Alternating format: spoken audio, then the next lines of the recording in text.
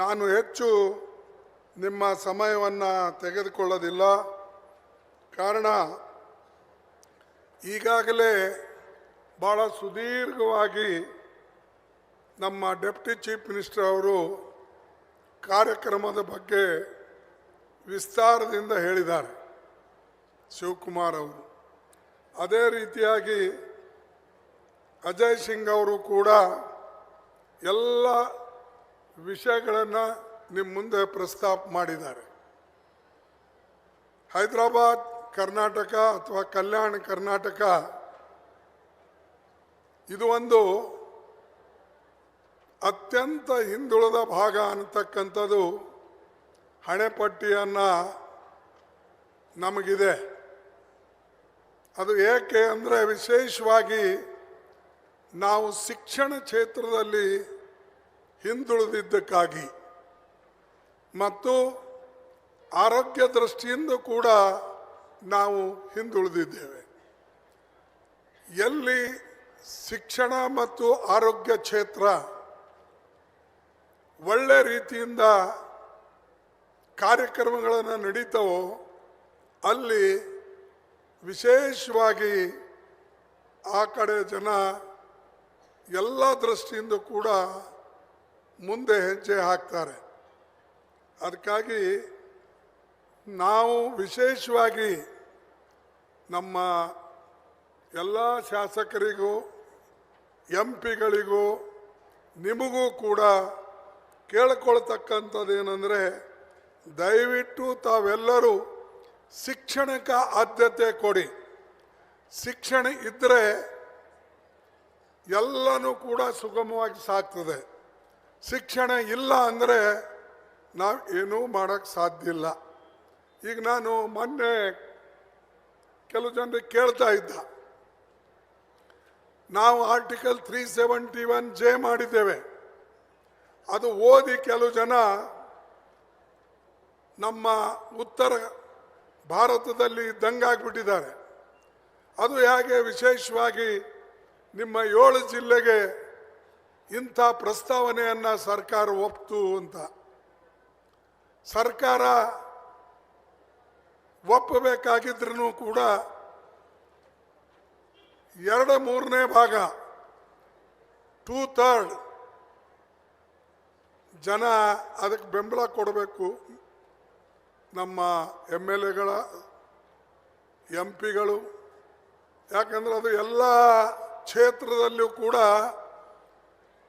ಆ article pass ಆದಮೇಲೆ, bill pass ಆದಮೇಲೆ ಎಲ್ಲ ರಾಜ್ಯಗಳಿಗೆ ಹೋಗ್ತದೆ. ಹೀಗೆ ಹೇಗೆ ಇದು ಕರ್ನಾಟಕ ರಾಜ್ಯದಲ್ಲಿ ಇದು ಆಯಿತು ಅಂಥೇಳಿ ಭಾಳಷ್ಟು ಜನರಿಗೆ ಇದರ ಬಗ್ಗೆ ಕುತೂಹಲ ಇದೆ. ಆದರೆ ಕೊನೆಗೆ ನಾವು ಸೋನಿಯಾ ಗಾಂಧೀಜಿಯವರ ಸಹಾಯವನ್ನು ಪಡೆದು ಇವತ್ತು ಆರ್ಟಿಕಲ್ 371J ಮಾಡಿದ್ದೇವೆ. ಅದರ ಫಲವನ್ನು ನೀವಿವತ್ತು ಅನುಭವಿಸ್ತಾ ಇದ್ದೀರಿ. ಇದು ಬಹಳ ಮುಖ್ಯ. ಕೆಲವು ಜನ ಇಷ್ಟೊಂದು ನಾವು ಕೊಡುಗೆ ಕೊಟ್ಟರೂ ಕೂಡ ನಿರ್ಲಕ್ಷಿಸ್ತಾರೆ. ಅದು ನನಗೇನೋ ಗೊತ್ತೇ ಇಲ್ಲ. ಯಾಕೆಂದರೆ ಇದು ನಿಮಗೋಸ್ಕರ ಮಾಡಿದ್ದು. ಇಡೀ ದೇಶದಲ್ಲೇ ಯಾರೂ ಕೂಡ ಸ್ಪೆಷಲ್ ಸ್ಟೇಟಸ್ ಮಾಡಿಕೊಟ್ಟಿಲ್ಲ.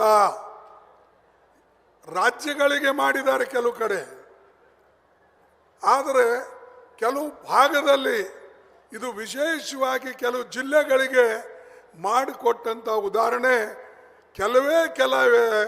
ಅದರಲ್ಲಿ ಪ್ರಮುಖವಾದಂಥದ್ದು ನಮ್ಮ ಕಲ್ಯಾಣ ಕರ್ನಾಟಕ. ಇದು ನೀವು ನೆನಪಿನಲ್ಲಿ ಇಟ್ಕೊಳ್ಳಿ. ಎರಡನೇದು,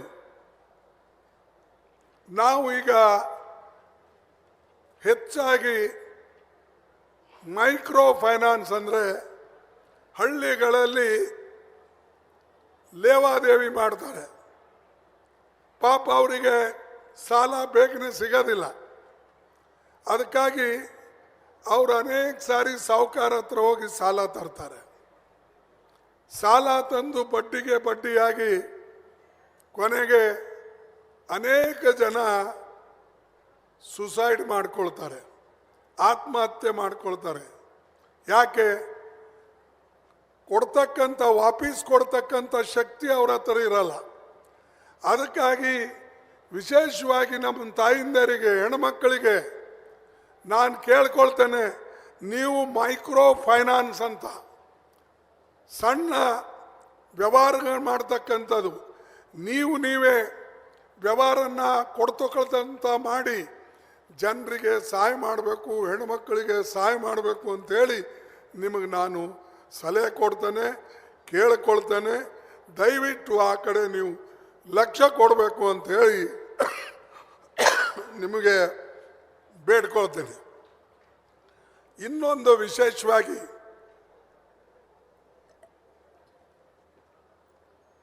ಈಗಾಗಲೇ ಶಿವಕುಮಾರ್ ಅವರು ಹೇಳಿದ್ರು, ಯಾಕಂದರೆ ಅವರ ಅನುಭವ ಮೇಲೆ ಮಾತು ಹೇಳಿದರು. ಮತ್ತು ಆ ಭಾಗದಲ್ಲಿ ಏನು ಮಾತಾಡ್ತಾ ಇದ್ದಾರೆ ಜನ ಅಥವಾ ಅಲ್ಲಿನ ಯುವಕರು ಯಾವ ರೀತಿಯಾಗಿ ಈ ಭಾಗದಲ್ಲಿ ಇರ್ತಕ್ಕಂಥ ಈ ಒಂದು ಕಾನೂನು ಬಗ್ಗೆ ಮೆಚ್ಚುಗೆ ವ್ಯಕ್ತಪಡಿಸ್ತಾ ಇದ್ದಾರೆ ಮತ್ತು ಅವರು ಕೂಡ ಇದರ ಲಾಭ ಪಡಿಬೇಕು ಅನ್ನತಕ್ಕಂಥದ್ದು ದೃಷ್ಟಿಯಿಂದ ಕೆಲವು ಸಲ ಹೇಳ್ತಾರೆ. ಆದರೆ ಸದ್ಯಕ್ಕೆ ಈಗಾಗಲೇ ನಮಗೆ ಶಿವಕುಮಾರ್ ಹೇಳಿದ್ರು, 5,000 ಕೋಟಿ ರೂಪಾಯಿ ನಿಮಗೆ ಕೊಡ್ತಾ ಇದ್ದೇವೆ ಪ್ರತಿ ವರ್ಷ ಅಂತ ಹೇಳಿದ್ರು. ಸ್ವಾಮಿ, 5,000 ಕೋಟಿಯನ್ನು ನೀವು 1,00,000 ಕೋಟಿ ವರ್ಷ ಕೊಟ್ಟರು ಕೂಡ ನಿಮ್ಮ ಸರಿ ಸಮಾನ ನಾವು ಆಗಕ್ಕೆ ಸಾಧ್ಯ ಇಲ್ಲ. ನಿಮ್ಮ ಸರಿ ಸಮಾನ ಆಗಬೇಕು ಅಂದರೆ ನಮಗೂ ಕೂಡ ಅಷ್ಟು ಪಾಲ ಕೊಡಿ. ಏನೇ ಬಂತು ನೀವೇ ತಗೊಳ್ತೀರಿ. ಮೈಸೂರಿನಿಂದ ಶುರು ಆಗ್ತದೆ, ದಾವಣಗೆರೆ ಹತ್ರ ನಿಂತು ಹೋಗ್ತದೆ, ಮತ್ತು ಮುಂದಕ್ಕೆ ಬರಲ್ಲ, ಅದು ಬಳ್ಳಾರಿಗೂ ಬರಲ್ಲ. ಅದಕ್ಕೆ ಸ್ವಲ್ಪ ನೋಡಿಕೊಂಡು ನೀವು ತೂಕವಾಗಿ ಇದನ್ನು ಮಾಡಿದರೆ ಇವತ್ತು ಇಂಥ ಪರಿಸ್ಥಿತಿ ನಮ್ದು ಇರ್ತಾ ಇರಲಿಲ್ಲ.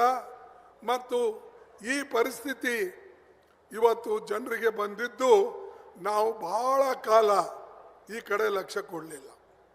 ನಮ್ಮ ಮುಖಂಡರು ಕೊಡಲಿಲ್ಲ, ಲೀಡರ್ಸು ಕೊಡಲಿಲ್ಲ. ಒಂದು ದುರ್ದೈವ ಅಂದ್ರೆ ನಾನು ನೋಡಿದ್ದೀನಿ, ಯಾವುದಾದ್ರೂ ಒಂದು ಕೈಯಲ್ಲಿ ಕೆಲಸ ತಗೊಂಡ್ರೆ ಇದು ನಾವು ಮಾಡದೇ ತೀರ್ತೇವೆ ಅಂಥೇಳಿ ಮುಂದೆ ಬರೋದಿಲ್ಲ. ಇದು ಒಂದು ಭಾಳ ದುರ್ದೈವ ಸಂಗತಿ. ಹೇಳೋದು ಭಾಳ ಆದ್ರೆ ಬೈಯೋದು. ಏನ್ರಿ ಆರಿಸಿ ತಂದಿದ್ದೇವಲ್ಲ, ಅವ್ರು ಯಾಕೆ ಮಾಡಲ್ಲ? ಏನು ಮಾಡ್ತಾರೆ ಅವರು? ಅರೆ, ಅವ್ರೇನು ಮಾಡ್ತಾರೆ, ನೀವೇನು ಮಾಡ್ತೀರಿ? ನಿಮ್ಮ ಊರಿಗಾಗಿ ನೀವೇನು ಮಾಡಿರಿ? ನಿಮ್ಮ ಶಾಲೆಗಾಗಿ ಏನು ಮಾಡಿರಿ? ನಿಮ್ಮ ಊರಾಗಿರೋ ದವಾಖಾನೆಗೆ ಏನು ಮಾಡಿರಿ? ನಿಮ್ಮ ಊರಾಗ ದವಾಖಾನೆಗೆ ಏನು ಮಾಡಿರಿ? ಅದು ಏನು ಯಾರು ಅನ್ನೋದು. ಒಂದು ಕಾಲ ಹಿಂಗಿತ್ತು, ಯಾವುದಾದ್ರೂ ಒಂದು ಊರಲ್ಲಿ ಶಾಲೆ ಕಟ್ಟಿಸ್ಬೇಕು, ಪಶು ಸಂಗೋಪನೆಯಿಂದ ಒಂದು ದವಾಖಾನೆ ಮಾಡಬೇಕು ಅಥವಾ ಹಾಸ್ಪಿಟಲ್ ಮಾಡಬೇಕು ಅಂದರೆ ಜನ ತಾನಾಗೆ ಮುಂದೆ ಬಂದು ತನ್ನ ಜಾಗ ಕೊಡ್ತಿದ್ರು, ಸ್ವಂತವಾಗಿ ಕೊಟ್ಟು ನಮ್ಮ ಊರಿಗಿದು ಕೊಡಿ ಅಂತಿದ್ರು. ಈಗ ಏನು ಕೊಟ್ಟಿದ್ದ ಜಾಗಕ್ಕೂ ಈಗ ದುಡ್ಡು ಕೇಳ್ತಾ ಇದ್ದಾರೆ. ನಮ್ಮಪ್ಪ ಹಿಂದಕ್ಕೆ ಬರ್ಕೊಟ್ಟಿರ್ಬೇಕ್ರಿ, ಈಗ ನಮ್ಗೆ ವಾಪಸ್ ಕೊಡಿ. ಅದು ಅನೇಕ ಜನ ಕೇಸ್ಗಳು ಹಾಕೋದು, ಸುಳ್ಳೆ ಕೇಸ್ ಹಾಕೋದು. ನಾನು ಗುಲ್ಬರ್ಗಾದಾಗ ನೋಡಿದ್ದೀನಿ, ಕೆಲವು ಕಡೆ ಒಳ್ಳೆ ಇಂಪಾರ್ಟೆಂಟ್ ಜಾಗಗಳಿವೆ. ಆ ಜಾಗಕ್ಕೆ ಅವ್ರೇನು ಮಾಡಲ್ಲ, ಈ ಉಳ್ಳಾಗಡ್ಡಿ ಇರ್ತದಲ್ಲ, ಈರುಳ್ಳಿ, ಆ ಈರುಳ್ಳಿ ಕಟ್ ಮಾಡಿ ಆ ಸ್ಟ್ಯಾಂಪಿನ ಮೇಲೆ ಅದು ಗುದ್ದುತ್ತಾರೆ. ಯಾರಿಗೆ ಗೊತ್ತೇ ಆಗಲ್ಲ ಅದು ಯಾವಾಗಿದ್ದೋ ಏನೋ, ನಿಜಾಮ್ ಕಾಲದ್ದು ಈಗಿಂದು ಅದನ್ನು ಹೇಳ್ಬಿಡ್ತಾರೆ. ಇದು ಏನಂದರೆ ಹಿಂದೆ ನಮ್ಮ ಅಪ್ಪಗಾಗಿತ್ತು, ನಮ್ಮ ಮುತ್ತಗಾಗಿತ್ತು, ನಮ್ಮ ತಾತಗಾಗಿತ್ತು ಹೇಳ್ಕೊಂಡು ಅನೇಕ ಜಾಗಗಳು ಕಬ್ಬಡಿಸ್ತಾ ಇದ್ದಾರೆ ಜನ. ಅವು ನಿಲ್ಲಿಸ್ಬೇಕು. ಯಾಕಂದರೆ ಜನ ಇವತ್ತು ಶಾಲೆಗೆ ಜಾಗಗಳಿಲ್ಲ, ಹಾಸ್ಪಿಟಲ್ಗಿಲ್ಲ, ಕಮ್ಯುನಿಟಿ ಹಾಲಿಗೆ ಕಟ್ಟಡ ಇಲ್ಲ. ಇದ್ರ ಕಡೆ ನಾವು ಲಕ್ಷ್ಯ ಕೊಡಬೇಕು. ಇದ್ದವರು ದಾನ ಮಾಡ್ತಕ್ಕಂಥದ್ದು ಕಲಿಬೇಕು. ಇಲ್ಲೇ ನಮ್ಮ ಪಕ್ಕದಲ್ಲಿ ಬಿಜಾಪುರ ನೋಡಿ, ಬೆಳಗಾಂ ನೋಡಿ, ಧಾರವಾಡ ನೋಡಿ, ಅವರೆಲ್ಲ ಸಾರ್ವಜನಿಕ ಉಪಯೋಗಕ್ಕಾಗಿ ಜಾಗಗಳು ಕೊಡ್ತಾರೆ, ಮುಂದೆ ಬರ್ತಾರೆ. ಆದರೆ ಇಲ್ಲಿ ನಾವು ಅನೇಕ ಸಾರಿ ಅವ್ರಿಗೆ ಕೇಳಿದ್ರೂ ಕೂಡ ಯಾರೂ ಮುಂದೆ ಬರೋದಿಲ್ಲ. ಇದು ಒಂದು ದುರ್ದೈವದ ಸಂಗತಿ. ಈಗತ್ತು 3ನೇ ಯೋಜನೆ ಗ್ರಾಮೀಣ ಅಭಿವೃದ್ಧಿ ಮಂತ್ರಿಗಳು ಪ್ರಿಯಾಂಕ್ ಖರ್ಗೆ ಅವರು ತಂದಿದ್ದಾರೆ. ಒಂದು ಪ್ರಗತಿ ಪಥ 7,110 ಕಿಲೋಮೀಟರ್, ಅದಕ್ಕೆ ಖರ್ಚಾಗ್ತಕ್ಕಂಥ ಹಣ 5,190 ಕೋಟಿ. ಇನ್ನೊಂದು ಕಲ್ಯಾಣ ಪಥ, ಅದು 1,150 ಕಿಲೋಮೀಟರ್, ಅದಕ್ಕೆ ಖರ್ಚಾಗ್ತಕ್ಕಂಥ ಹಣ 1,000 ಕೋಟಿ. ಗ್ರಾಮೀಣ ರಸ್ತೆಗಳಿಗೆ ಸುಮಾರು 10 ಕೋಟಿ. ಆಮೇಲೆ 189 ಅಸೆಂಬ್ಲಿ ಕಾನ್ಸ್ಟಿಟ್ಯೂನ್ಸಿಗಳಿಗೆ ಸಹಾಯ ಆಗ್ತಕ್ಕಂಥದ್ದು, ಅದು 1,890 ಕೋಟಿ. ಒಟ್ಟಾರೆ ಇವತ್ತು 9,000 ಕಿಲೋಮೀಟರ್ ಮತ್ತು 8,080 ಕೋಟಿ ಹಣ ಇದಕ್ಕೆ ಖರ್ಚಾಗ್ತಾ ಇದೆ. ಬಹುಶಃ ಯಾರೂ ಹಿಂಗೆ ನೆನೆಸಿಲ್ಲ. ಆದರೆ ಇವತ್ತು ನಿಮಗೆ ನಿಮ್ಮ ಕಣ್ಣು ಮುಂದನೆ ಇವತ್ತು ಪ್ರಗತಿ ಆಗ್ತಾ ಇದೆ ಮತ್ತು ಅದರ ಲಾಭವನ್ನು ನಾವು ಪಡ್ಕೊಳ್ಬೇಕು. ಈ ವಿಚಾರವನ್ನು ನಿಮ್ಮ ಮುಂದೆ ನಾನು ಇಡ್ತೇನೆ. ಮೊನ್ನೆ ಬಜೆಟ್ ಮಂಡನೆ ಮಾಡಿದ್ದಾರೆ. ಭಾಳ ಒಳ್ಳೆ ಬಜೆಟನ್ನು ಬಂದಿದೆ. 16ನೇ ಬಜೆಟು ಸಿದ್ದರಾಮಯ್ಯನವರು ಮಂಡಿಸಿ ಒಂದು ದೊಡ್ಡ, ಅಂದರೆ ಬಹುಶಃ ದೇಶದಲ್ಲೇ 16 ಬಜೆಟ್ ಮಂಡಿಸಿದಂಥ ಯಾರಾದರೂ ಫೈನಾನ್ಸ್ ಮಿನಿಸ್ಟರ್ ಇದ್ದರೆ ಅದು ಸಿದ್ದರಾಮಯ್ಯನವರಿದ್ದಾರೆ. ಮತ್ತೆ ಇದು ಯಾವಾಗ ಸಾಧ್ಯ? ಕಾಂಗ್ರೆಸ್ ಪಾರ್ಟಿದಾಗ ಯಾವಾಗಲೂ ಕೂಡ ಸತತವಾಗಿ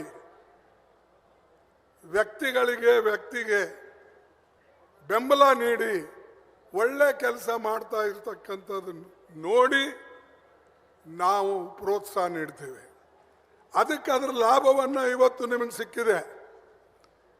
ಅದಕ್ಕಾಗಿ ಇವತ್ತು ನಮ್ಮ ಡೆಪ್ಟಿ ಚೀಫ್ ಮಿನಿಸ್ಟರ್ನು ಕೂಡ ಅನೇಕ ಅವರ ಕಾರ್ಯಕ್ರಮಗಳು ಈ ಭಾಗದಲ್ಲೂ ಮಾಡಿದ್ದಾರೆ, ಎಲ್ಲ ಕಡೆ ಮಾಡಿದ್ದಾರೆ. ವಿಶೇಷವಾಗಿ ಪವರ್ ಮಿನಿಸ್ಟರ್ ಆಗಿ, ಇರಿಗೇಷನ್ ಮಿನಿಸ್ಟರ್ ಆಗಿ ಮತ್ತು ನಮ್ಮ ಕಾಂಗ್ರೆಸ್ ಪಕ್ಷದ ಅಧ್ಯಕ್ಷರಾಗಿ ಅನೇಕ ರೀತಿಯಿಂದ ಅವರು ಪಕ್ಷಕ್ಕೆ, ಸರ್ಕಾರಕ್ಕೆ, ಜನರಿಗೆ ಸೇವೆ ಮಾಡಿಕೊಂಡು ದುಡ್ಕೊಂಡು ಬಂದಿದ್ದಾರೆ. ನಾನು ಅವರಿಗೂ ಹಾಗೂ ಸಿದ್ದರಾಮಯ್ಯನವರಿಗೂ ನನ್ನ ವತಿಯಿಂದ, ನಿಮ್ಮ ವತಿಯಿಂದ ಅಭಿನಂದಿಸ್ತೇನೆ. ಹೀಗೆ ಒಂದಾಗಿ ನೀವು ಹೋಗಿ ರಾಜ್ಯದ ಅಭಿವೃದ್ಧಿ ಕಡೆ ಹೆಚ್ಚಿನ ಗಮನವನ್ನು ಕೊಡ್ರಿ. ಹೊರತಾಗಿ ನಾವು ಅಭಿವೃದ್ಧಿ ಬಿಟ್ಟು ಮಾತನಾಡಿದರೆ ಖಂಡಿತವಾಗಿ ಜನ ಎಂದು ನಮಗೆ ಮೆಚ್ಚೋದಿಲ್ಲ. ಈಗ ನಾನು ಇವತ್ತು AICC ಅಧ್ಯಕ್ಷನಾಗಿದ್ದೇನೆ. ಅದು ನಿಮ್ಮೆಲ್ಲರ ಗುಲ್ಬರ್ಗ ಜನತೆ ನನಗೆ ಕೊಟ್ಟಂಥ ಒಂದು ಕೊಡುಗೆ ಅಂದರೆ ತಪ್ಪಾಗ್ಲಿಕ್ಕಿಲ್ಲ. ಯಾಕಂದ್ರೆ ನೀವು ನನಗೆ ಮುಂದೆ ತರದೇ ಹೋಗಿದ್ರೆ, ಓಟ್ ಕಟ್ಟು ಆರಿಸಿ ಬರದೇ ಹೋಗಿದ್ರೆ ಬಹುಶಃ ನಾ MLA ಆಗ್ತಿರ್ಲಿಲ್ಲ, MP ಆಗ್ತಿರ್ಲಿಲ್ಲ, ರಾಜ್ಯಸಭಾ ಮೆಂಬರ್ ಆಗ್ತಿರ್ಲಿಲ್ಲ, ಇವತ್ತು ಕಾಂಗ್ರೆಸ್ ಅಧ್ಯಕ್ಷನಾಗಿ ಇರ್ತಿರ್ಲಿಲ್ಲ. ಇದು ಎಲ್ಲನೂ ಕೂಡ ನಿಮ್ಮ ಪುಣ್ಯ. ಆದರೆ ಒಂದೊಂದು ಸಾರಿ ಹೆಜ್ಜೆ ತಪ್ತೀರಿ ನೀವು ಕೂಡ.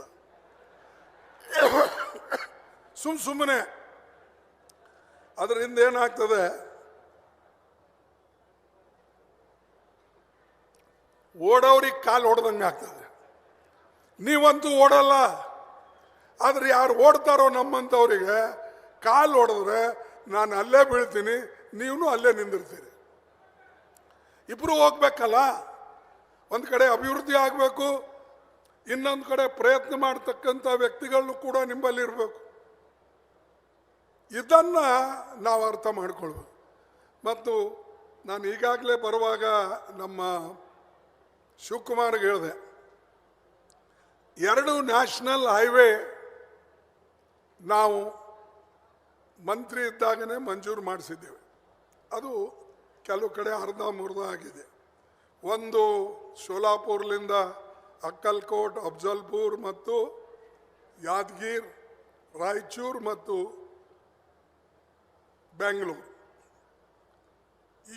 ಇನ್ನೊಂದು ಬೀದರ್, ಗುಲ್ಬರ್ಗ, ಜೇವರ್ಗಿ, ಅಲ್ಲಿಂದ ಶಾಪುರ್, ಸುರ್ಪುರ್, ಹೀಗೆ ಆಗಿ ಹಿರಿಯೂರು ತನಕ ಇನ್ನೊಂದು ನ್ಯಾಷನಲ್ ಹೈವೇ ಇದೆ. ಇವು 2 4 ಲೈನ್ ಆದವು ಅಂದರೆ ನಮ್ಮ ಸಮಸ್ಯೆ ಬಗೆಹರಿಯುತ್ತದೆ. ಬಾಕಿ ಎಲ್ಲ ಕಡೆ ನೀವು ನೋಡಿ, ಬೆಂಗಳೂರಿಗೆ ಕನೆಕ್ಷನ್, ನೇರವಾಗಿ ಕನೆಕ್ಷನ್ ಎಲ್ಲ ಜಿಲ್ಲೆಗಳಿಂದಿದೆ. ಒಂದು ನಮ್ಮ ಬೀದರು, ಗುಲ್ಬರ್ಗ, ರಾಯಚೂರು, ಬಳ್ಳಾರಿ ಬಿಟ್ಟರೆ ಬಾಕಿ ಎಲ್ಲ ಜಿಲ್ಲೆಗಳಿಗೆ ಕನೆಕ್ಷನ್ ಇದೆ. ಅದಕ್ಕೆ ನಾನು ಹೇಳಿದೆ, ಸ್ವಲ್ಪ ಗಡ್ಕರಿ ಅವರು ಒಪ್ಪಿದ್ದಾರೆ, ಈ ಲ್ಯಾಂಡ್ ಅಕ್ವಿಸಿಷನ್ ನೀವು ಕೊಡಿ, ರೋಡ್ ನಾನು ಮಾಡಿಕೊಡ್ತೀನಿ ಅಂತ ಹೇಳಿ ನನಗೆ ಅವರು ಪ್ರತ್ಯಕ್ಷವಾಗಿ ಭೇಟಿ ಆದಾಗ ಮಾತು ಕೊಟ್ಟಿದ್ದಾರೆ. ಅದಕ್ಕೆ ನಾ ಲೆಟರ್ನು ಕೂಡ ಮೋದಿ ಅವರಿಗೂ ಬರೆದಿದ್ದೇನೆ, ಗಡ್ಕರಿಗೆ ಬರೆದಿದ್ದೇನೆ, ನಮ್ಮ ಸರ್ಕಾರಕ್ಕೂ ಬರೆದಿದ್ದೇನೆ. ಈ ಕಂಡೀಷನ್ ಇದೆ, ದಯವಿಟ್ಟು ಈ ಕಂಡೀಷನ್ಗೆ ನೀವು ಒಪ್ಕೊಂಡು ಎಲ್ಲಿ ಲ್ಯಾಂಡ್ ಅಕ್ವಿಸಿಷನ್ ಮಾಡಬೇಕೋ ಅಲ್ಲಿ ಮಾಡಿಕೊಡಿ, ಎಲ್ಲಿ ಸರ್ಕಾರಿ ಜಮೀನಿದೆ ಅಂಥ ಕಡೆ ನೇರವಾಗಿ ನಾವು ನಡೆಸ್ಕೊಳ್ಬೋದು. ಅದಕ್ಕೆ ಈ ಮಾತು ಶಿವಕುಮಾರ್ಗೆ ಯಾಕೆ ಹೇಳ್ತಾ ಇದ್ದೀನಿ ಅಂದರೆ, ಶಿವಕುಮಾರು ಈ ಸಿದ್ದರಾಮಯ್ಯ ಇಬ್ಬರು ಸೇರಿದ್ರೆ ನಮ್ಮ ಕೆಲಸ ಆಗ್ತದೆ, ಇಲ್ಲದ್ರೆ ಹಿಂಗಾದರೆ ಕಷ್ಟ. ಅದಕ್ಕೆ ನಾವೆಲ್ಲ ಹಿಂಗೆ ಹೋಗ್ಬೇಕು ಅಂತ ನಮ್ದೊಂದಿದೆ. ನಾನು ಹೇಳೋದೇನೆಂದರೆ, ಈ ಶಿವಕುಮಾರ್ ಸಿದ್ದರಾಮಯ್ಯ ಹಿಂಗೆ ಹೋದ್ರೆ ಸರಿ, ಹಿಂಗೆ ಹೋದರೆ ನಮ್ಗೆ ತೊಂದರೆ. ಅದಕ್ಕೆ ನನಗೆ ನನಗೆ ನನಗೆ ನನಗೆ ರಸ್ತೆ ಬೇಕು, ನನಗೆ ಸ್ಕೂಲ್ ಬೇಕು, ನನಗೆ ನೀರಾವರಿ ಬೇಕು, ನನಗೆ ಆರೋಗ್ಯ ಕೇಂದ್ರಗಳು ಬೇಕು. ನಮ್ಮ ಜನ ಭಾಳ ಮುಗ್ಧ ಜನ. ಹೀಗೆ ನಮ್ಮ ಓಲ್ಡ್ ಮೈಸೂರಷ್ಟು ಹುಷಾರಿಲ್ಲ. ಅಲ್ಲಿ ನೀವು ನೋಡಿರ್ಬೇಕಾದ್ರೆ ಮಂಗಳೂರಿನಾಗ ನಮ್ಮಂಗೆ ಮಾತಾಡಿ ಅವ್ರು ತಾಳ್ತಾರೇನು? ತಾಳಲ್ಲ. ಅವರು ಅರ್ಜಿ ಕೊಟ್ಟು ಕೇಳ್ತಾರೆ, ಏನ್ರಿ ಇದು ಇಷ್ಟು ದಿವಸ ಆಯಿತು, ಹಿಂಗಾಯ್ತು, ಹಿಂಗೆ. ನಮ್ಮಲ್ಲಿಲ್ಲ. ಅರ್ಜಿ ಕೊಟ್ಟ ಮೇಲೆ ಪಾಪ ಏನ್ರಿ ಎಷ್ಟು ದಿವಸ ಆಯಿತು, ಯಾರೂ ಮಾಡಲ್ರು, ನೀವು ಪುಣ್ಯ ಕಟ್ಕೊಳ್ರಿ, ಕೈ ಜೋಡಿಸಿ ಹೇಳ್ತಾರೆ. ಇಂಥ ಸಜ್ಜನ ಜನರಿಗೆ ನೀವು ಮೊದಲು ನೋಡಿ, ಆಮೇಲೆ ಬೇರೆಯವರು ಮತ್ತು ನಿಮಗೆ ಶಕ್ತಿ ಕೊಡೋರು ನಾವೇ. ಇಲ್ಲಿ ಇಷ್ಟೊಂದು ನಮಗೆ ಇವತ್ತು ಶಕ್ತಿ ಕಾಂಗ್ರೆಸ್ ಪಕ್ಷಕ್ಕೆ ಬಂದಿದ್ದು ಇವತ್ತು 5 6 ಎಂಪಿಗಳು, ಇನ್ನೊಂದು 7 ಎಂಪಿಗಳು ಈ ಭಾಗದಲ್ಲಿಂದ ಹೆಚ್ಚು ಕಡಿಮೆ ದಾವಣಗೆರೆ ಒಂದು ಬಿಟ್ಟರೆ ಈ ಭಾಗದಿಂದನೇ ಕಾಂಗ್ರೆಸ್ ಪಕ್ಷಕ್ಕೆ ನಿಮಗೆ ಶಕ್ತಿ ಕೊಟ್ಟಿದ್ದು. ಆ ಶಕ್ತಿ ಕೊಟ್ಟವರಿಗೆ ಸ್ವಲ್ಪ ಅವ್ರ ಹೊಟ್ಟಿಗೆ ಆರು ಹಾಕ್ತಕ್ಕಂಥದ್ದು ಮಾಡಿ, ಸ್ವಲ್ಪ ಪ್ರೋಟೀನ್ ಕೊಡಿ ಅವರಿಗೆ. ಅದನ್ನು ಕೊಟ್ಟರೆ ಡೆಫಿನೆಟ್ಲಿ ಎಲ್ಲರಿಗೂ ಒಳ್ಳೆಯದಾಗ್ತದೆ. ಮತ್ತು ಇವತ್ತು ನಮ್ಮ ಒಂದು ದೊಡ್ಡ ಸಾಧನೆಯೂ ಕೂಡ ನಾವು ಮಾಡೋಕ್ಕಾಗ್ತದೆ ಅಂತಕ್ಕಂಥ ಮಾತನ್ನು ಈ ಸಂದರ್ಭದಲ್ಲಿ ನಾನು ಹೇಳೋಕ್ಕೆ ಇಚ್ಛೆ ಪಡ್ತಾ ಇದ್ದೇನೆ. ಮತ್ತು ಯಾವುದೇ ಯೋಜನೆಗಳಿರಲಿ, ನೀವು ಕಲ್ಯಾಣದಿಂದ ಪ್ರಾರಂಭ ಮಾಡಿ, ಎಲ್ಲ ಸ್ವಲ್ಪ ಮೈಸೂರಿನಿಂದನೇ ಮಾಡಬೇಡಿ. ಕಲ್ಯಾಣದಿಂದ ಶುರು ಆದರೆ ನಿಮ್ಗೆ ಕಲ್ಯಾಣ ಆಗ್ತದೆ. ಆಮೇಲೆ ಮೈಸೂರಿನಿಂದ ಪ್ರಾರಂಭ ಆದರೆ ಅದು ಬೆಂಗಳೂರು ತನನೇ ಬರ್ತದೆ. ಕಲ್ಯಾಣದಿಂದ ಶುರು ಆದರೆ ಕಲ್ಯಾಣ ಕ್ರಾಂತಿ ಆದಂಗೆ ಇಡೀ ಮೈಸೂರುವರೆಗೇನು ಕೊಳ್ಳೇಗಾಲವರೆಗೆ ಹೋಗ್ತದೆ. ಅದಕ್ಕೆ ದಯವಿಟ್ಟು ಈ ಕಡೆ ಎಲ್ಲರೂ ಗಮನ ಹರಿಸಬೇಕು ಅಂಥೇಳಿ ಕೇಳಿಕೊಂಡು, ಇವತ್ತು ಭಾಳ ನೀವೆಲ್ಲರೂ ಕೂಡ ಸಮಾಧಾನವಾಗಿ ಮಾತು ಕೇಳಿದಕ್ಕಾಗಿ ನಿಮಗೆ ನಾನು ವಂದಿಸಿ ನನ್ನ ಮಾತನ್ನು ಮುಗಿಸ್ತೇನೆ. ಮತ್ತು ವಿಶೇಷವಾಗಿ ನಮಗೆ ಕೇಂದ್ರ ಸರ್ಕಾರದಿಂದ ಬರ್ತಕ್ಕಂಥ ಹಣ ಬರ್ತಾ ಇಲ್ಲ.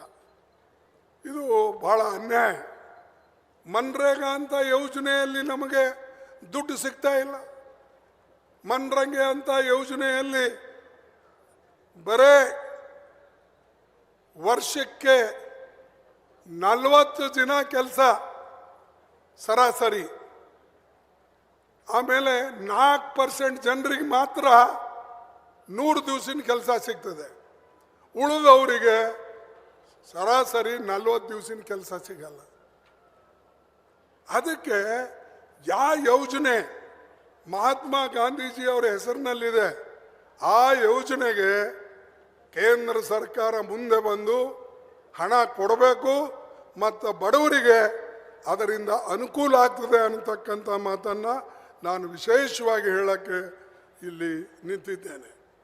ಅದೇ ರೀತಿಯಾಗಿ ಇವತ್ತು ನಾನು ಹೇಳಬೇಕಾದ್ರೆ, ನಾನು ಭಾಳ ಅತಿ ಹೇಳಿದ್ರೂ ಕಷ್ಟ ಆಗ್ತದೆ. ಆದರೂ ಪರವಾಗಿಲ್ಲ, ನಾನು ನಿಮ್ಮ ಮುಂದೆ ಕೆಲವು ಅಂಶಗಳನ್ನು ಬಿಟ್ಟು 1 ಮಿನಿಟ್ನಾಗೆ ನನ್ನ ಭಾಷಣ ಮುಗಿಸ್ತೀನಿ. ನೋಡಿ, ಒಬ್ಬ ಮನುಷ್ಯ ಎಷ್ಟು ಸುಳ್ಳು ಆಡಬೇಕು? ನೀವೇನಂದರೆ ಲೆಕ್ಕಕ್ಕೆ ನಿಮ್ಗೆ ಎಷ್ಟು ತೊಂದರೆ ಆದ್ರೂ ಕೂಡ ನೀವು ಲೆಕ್ಕಕ್ಕೆ ತೆಗೆದುಕೊಳ್ಳೋದಿಲ್ಲ. 11 ವರ್ಷದಲ್ಲಿ ಮೋದಿಯವರು 11 ದೊಡ್ಡ ಸುಳ್ಳುಗಳನ್ನು ಹೇಳಿದ್ದಾರೆ. ದೊಡ್ಡ ಸುಳ್ಳು, ಸಣ್ಣ ಅಲ್ಲ. ಈಗ ಬರ್ತೀನಿ ನಡಿ, ಇದು ಮಾಡ್ತೀನಿ ನಡಿ, ಇಂಥವಲ್ಲ. ದೊಡ್ಡ ಸುಳ್ಳು 11. ಮೊದಲನೇದೇನು, ಹೊರಗಿನ ಹಣ ತಂದು ನಿಮಗೆ 15 ಲಕ್ಷ ರೂಪಾಯಿ ನಿಮ್ಮ ಜೋಬಿನಲ್ಲಿ ಹಾಕ್ತೀನಿ ಅಂತ ಹೇಳಿದರು. ಹಾಕಿದ್ರಾ? ಇದು ಸುಳ್ಳಲ್ಲ. ಎರಡನೇ ಸುಳ್ಳು, ಪ್ರತಿ ವರ್ಷ 2 ಕೋಟಿ ನಿಮಗೆ ನೌಕರಿಗಳನ್ನು ಕೊಡ್ತೀನಿ ಅಂತ ಹೇಳಿದ್ರು. ಆದ್ರೆ ಸಿಗಲಿಲ್ಲ. ಆದ್ರೆ ಯಾಕೆ ನಮ್ಮ ಯುವಕರು ಈ ಬೆಂಬಲ ಕೊಡ್ತಾರೆ ಅನ್ನೋದೇ ನನಗೆ ಗೊತ್ತಿಲ್ಲ. ಏನು ಜಾತಿ ಮೇಲೆ ಕೊಡ್ತಾರೋ, ಧರ್ಮದ ಮೇಲೆ ಕೊಡ್ತಾರೋ, ಅಥವಾ ತಮ್ಮ ನಡವಳಿಕೆ ಮೇಲೆ ಕೊಡ್ತಾರೋ ನನಗೆ ಅರ್ಥ ಆಗೋದಿಲ್ಲ. ಅರೆ, ಯಾರು ಬಡವರ ಸಲುವಾಗಿ ಕೆಲಸ ಮಾಡಿದಾರೋ, ಗುಂಡೇಟು ತಿಂದು ಸತ್ತೋಗಿದಾರೋ, ದೇಶಕ್ಕೆ ಸ್ವಾತಂತ್ರ್ಯ ತಂದು ಕೊಟ್ಟಿದ್ದಾರೋ ಅವ್ರದ್ದು ಖಬರೇ ಇಲ್ಲ ನಿಮಗೆ.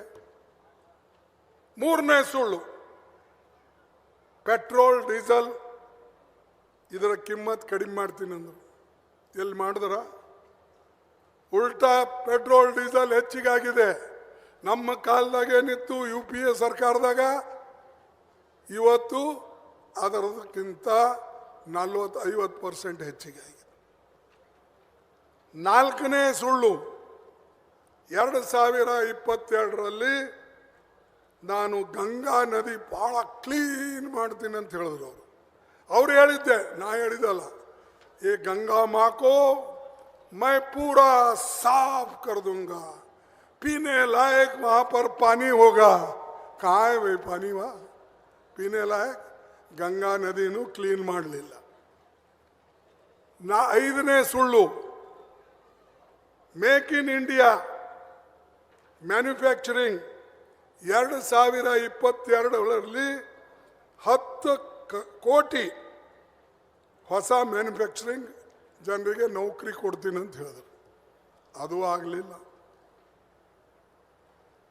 ಇನ್ನೊಂದು 6ನೇ ಸುಳ್ಳು, 2022ರಲ್ಲಿ ಎಲ್ಲ ಭಾರತೀಯರಿಗೆ ಮನೆ ಪಕ್ಕಾ ಮನೆ ಮಾಡಿಕೊಡ್ತೀನಿ ಅಂದರು.